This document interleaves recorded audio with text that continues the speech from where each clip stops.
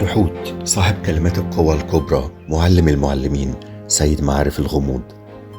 جحوتي الجليل المعظم ثلاثا، كل دي ألقاب لواحد من أهم النترو، تحوت سيد الحكمة في أساطير مصر القديمة.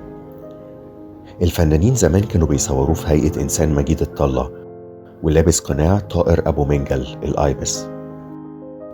حبيبة تحوت هي ماعد الهرمونية والذوق والتناغم الكوني والأخلاقي.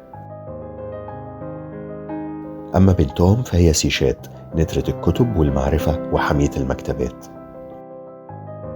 اسم تحوت كان دايما مقترن بعناصر طبيعية زي القمر ومواضيع غامضة زي الخيمياء الألكيمي. تحوت هو سيد أسرار الروحانية، فنون السحر، الهندسة المقدسة والحكمة الإلهية. الحكايات والأساطير كتيرة قوي عن تحوت الحكيم الأسطوري، زي قصة اختراعه للكتابة كهدية للإنسانية، والحكاية لما ساعد إيزيس وادها كلمات القوى السحرية عشان تستعيد روح حبيبها أوزير العظيم ملك الحياة الأبدية. تحوت كمان ساعد إيزيس في فترة حملها في طفلها حورس، وهو كمان اللي قدم الإرشاد لحورس وكشف له كنوز الحكمة ونور المعرفة، وأهدى عين البصيرة الإلهية العظمى بعد ما باركها بنباتات نادرة ومعادن سحرية.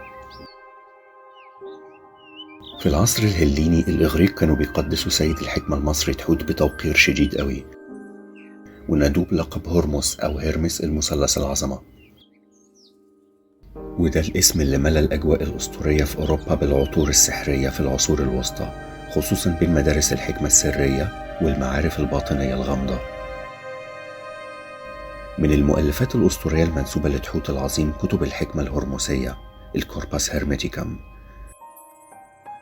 ودي متون منقولة خلال العصر الهليني عن كنوز الحكمة المصرية القديمة، بتناقش أسرار الوجود والمعرفة العالمية الخفية عن العوام، عن حقيقة الكون والحياة والروح الإلهية.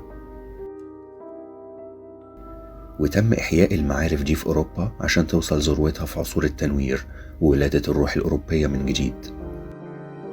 مدينة تحوت المقدسة هي هيرموبوليس الأشمونيين في محافظة المنيا على وادي النيل في مصر،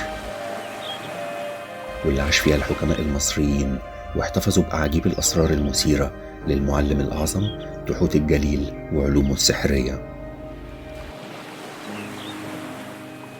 تحوت سيد الحكمة هو الأب الروحي لكل هدايا المعارف الإنسانية، الاكتشافات العلمية في الفلك وتحركات نجوم السماء، الهندسة والمعمار، الطب والروحانية، وعلوم الأرض والطبيعة. أنا هشام قاسم، اللوحات في الفيديو ده من تصميمي، والمعلومات دي موجودة في كتابي نترو اللي بيحكي عن الأسرار الروحية لكائنات الأساطير القديمة.